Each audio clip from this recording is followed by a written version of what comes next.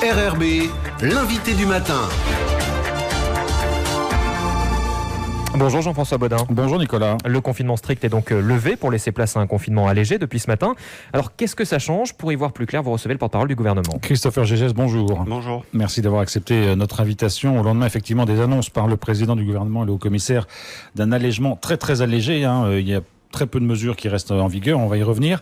Alors qu'est-ce qui fait qu'on est passé déjà à cette étape alors que dans un premier temps c'était jusqu'à dimanche soir que les mesures de confinement étaient en vigueur?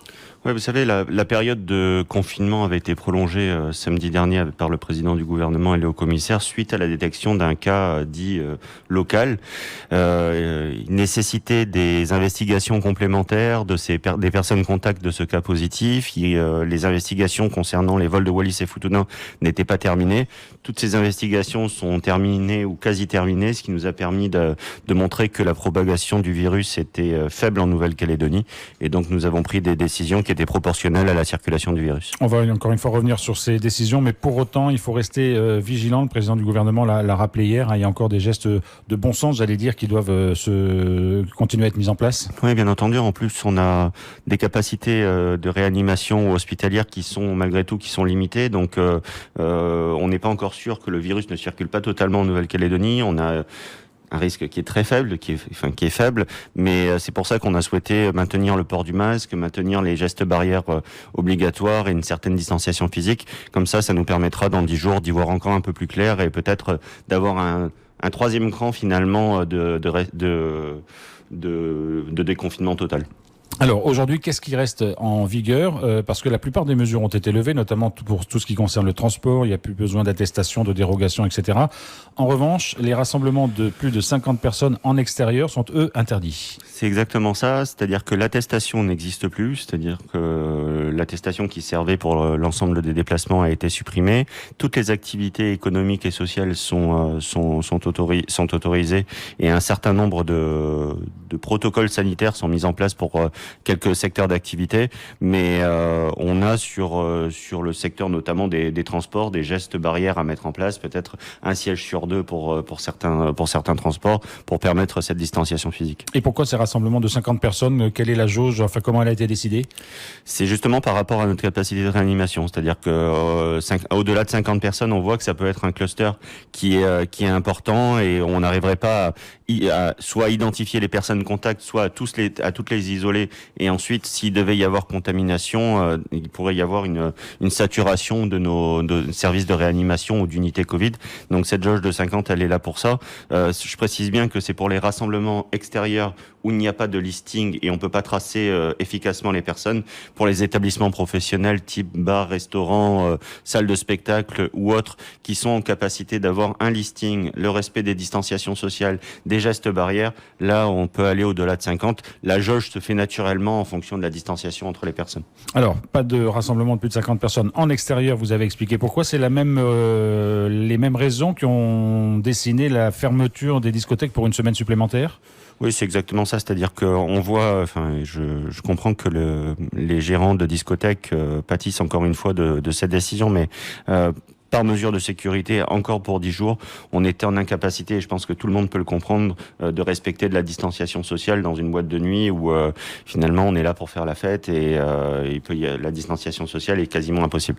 Donc on a choisi de prolonger l'interdiction pour ce secteur d'activité, mais d'ouvrir pour les autres. Alors pour les autres qui vont rouvrir, et notamment les bars et restaurants, ça s'accompagne quand même d'un certain nombre de règles spécifiques. Et d'ailleurs, il faut inviter les acteurs économiques qui vont reprendre leur activité d'une façon ou d'une autre d'aller sur les différents sites parce qu'il y a des consignes secteur par secteur qui existent. Oui, je crois que les acteurs économiques ont bien conscience d'une chose, c'est que c'est leur outil de travail qui joue. C'est-à-dire que on est vraiment dans une situation de risque faible de propagation du virus, mais le risque existe et s'il devait y avoir un cas local, s'il devait y avoir quelque chose, il pourrait y avoir reconfinement et avoir des mesures beaucoup plus strictes sur les activités économiques. Donc c'est vraiment dans une démarche de responsabilisation qu'on appelle les acteurs économiques justement à mettre en place les différents protocoles. Il y a le protocole qui est prévu dans l'arrêté, qui est le protocole d'IDAS, Direction des Affaires Sanitaires de la Nouvelle-Calédonie, qui prévoit le port du masque, la distanciation sociale, les gestes barrières, et un certain nombre de protocoles, je pense aux restaurants, aux salles de sport,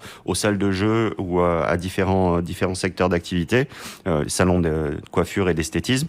Là, un protocole spécifique et des recommandations seront prévues normalement aujourd'hui sur le site du gouvernement. Alors un mot peut-être sur les recommandations dans le secteur du bar et de la restauration. Oui, dans le secteur des bars de la restauration, ça a été un long débat et pour voir comment on pouvait justement trouver le juste milieu. L'idée, c'est d'avoir un service qui sera uniquement à table, c'est-à-dire pour les restaurants, c'est classique, mais pour les bars également, qu'il n'y ait pas de service au bar, que les personnels soient masqués. Quand on sera au sein d'une même table, il n'y aura pas besoin de masque parce que la logique est on connaît les personnes avec qui on est à la table et donc il n'y a pas besoin de masque. Une distanciation entre les tables, un registre à l'entrée et bien sûr du gel hydroalcoolique pour désinfecter les mains régulièrement. Alors là, on est dans une nouvelle phase de transition, même s'il y a beaucoup de mesures qui ont été levées. Le cap fixé, c'est le 11 avril, dans une semaine avant la rentrée scolaire. L'idée, c'est que ça se passe le mieux possible et auquel cas, à partir du 12 avril, les choses pourraient être à nouveau celles qu'on a connues il y a un mois. Oui, exactement. À partir du 11 avril, on aura quand même encore plus de certitude sur la propagation ou non du virus en Calédonie. Si on est encore à 0 cas positif cas local, le risque sera extrêmement faible et on pourra prendre des mesures de déconfinement total. Alors, comment vous allez continuer à travailler au gouvernement? On sait qu'il y a une cellule de crise qui se réunit chaque jour. Il y a un certain nombre d'organes, de liens avec le haut-commissaire. Est-ce que le fait de passer dans cette phase de déconfinement, on va dire très avancée, va alléger aussi le processus de fonctionnement du gouvernement sur la crise? Oui, on va rester en vigilance quand même au moins cette semaine sur la partie cellule de crise avec les différentes institutions et avec les membres du gouvernement pour avoir une réactivité qui doit être importante parce que si on a la détection d'un nouveau cas, il faut prendre des décisions extrêmement rapidement. Donc c'est ce qui nous a permis d'ailleurs de pallier à la crise. Quand le cas positif du 7 mars a été détecté pour Wallis et Futuna, enfin les plusieurs personnes positives sur le vol du 7 mars. Là-dessus, on doit avoir une réactivité qui est totale. C'est comme ça qu'on a fait une période de confinement de 3 semaines qui nous a permis de revenir à la normale. Et donc, cette organisation, elle est maintenue pour la suite. Et vous gouvernement, vous allez continuer à communiquer. Il y avait un point presse quotidien depuis le début de la crise. Est-ce qu'il va être maintenu la semaine prochaine? Il y en a un aujourd'hui. Je pense que la semaine prochaine, ça va être allégé un petit peu. On va peut-être en faire 2 par semaine, mais je dois faire valider ça avec mes collègues en séance du gouvernement. Hier, le président du gouvernement et le haut-commissaire ont salué le travail de la DAS et du personnel de la DAS. On a peut-être un peu oublié qu'ils étaient sur le pont, non pas simplement pendant les périodes de confinement, mais depuis le début de la crise, il y a un peu plus d'1 an maintenant. C'est ça, depuis décembre 2019, ils sont sur le terrain, ils sont avec nous pour nous conseiller dans les décisions qu'on prend. Enfin, j'ai eu l'occasion également de les remercier hier au cours du point presse parce que ça a été un travail remarquable et je crois que la Calédonie leur doit beaucoup aujourd'hui dans la situation dans laquelle on est. Je tiens à remercier également les Calédoniens parce que il y a eu une adaptation des Calédoniens à cette période de confinement qui a été remarquable. On a toujours des exemples qui sont négatifs et qui sont finalement une minorité, mais les entreprises calédoniennes, les salariés, les Calédoniens en général ont respecté les règles de confinement, ont respecté les règles du port du masque. Il suffit de se promener en ville et de voir les gens avec leur masque, de se laver les mains et finalement de s'être approprié ces gestes barrières extrêmement rapidement et cette situation, c'est grâce à eux. Alors la situation sanitaire évolue positivement, on va dire, en Nouvelle-Calédonie. Est-ce que vous avez des nouvelles de la situation sanitaire à Wallis? Est-ce que vous avez des informations? Ça a l'air de se stabiliser, mais je parle sous toute réserve sur la situation de Wallis et Futuna, puisque c'est aux autorités de Wallis et Futuna de communiquer dessus. Des moyens importants ont été donnés par l'État. La Nouvelle-Calédonie et la province sud ont également participé pour aider nos amis de Wallis et Futuna avec des tests, avec du matériel sanitaire, mais elle reste quand même préoccupante. On est à presque 400 cas plus de 300 en tout cas de tests positifs à Wallis et Futuna. Pour le niveau de population, c'est extrêmement important. Alors Christopher Gilles, hier le haut-commissaire avait réuni une nouvelle fois les membres élus du 17e gouvernement dont vous faites partie. 2 tours de scrutin pour rien. Quelle est votre réaction aujourd'hui? Est-ce que c'est raisonnable de changer de gouvernement en pleine crise sanitaire? J'ai envie d'utiliser une formule qui commence à être bien connue, c'est tant pis, parce que tant pis pour eux, au final, parce que c'est eux qui ont fait tomber le gouvernement, les indépendantistes, pour des mauvaises raisons, Ils avaient indiqué que c'était le conflit de l'usine du Sud, le manque de collégialité, le fait qu'il y a un nouveau ministre de l'Outre-mer, donc plein de mauvaises raisons pour faire tomber le gouvernement. Aujourd'hui, ils n'arrivent pas à se mettre d'accord. Nous, on se pose pas la question de savoir s'il faut gérer ou non. On fait un constat, c'est que on est 4 de l'avenir en confiance. Ils sont 3 par parti indépendantiste. Donc, je pense que certains devraient peut-être prendre leurs responsabilités. Vous aimeriez quand même que la situation se dénoue assez rapidement maintenant ? Vous savez, on est en période de crise sanitaire, on va être en période de relance, de crise budgétaire dans pas longtemps. Il y a une chose qui s'est quand même passée hier, on n'en parle pas assez, mais c'est l'État qui a pris la main sur le budget de la Nouvelle-Calédonie.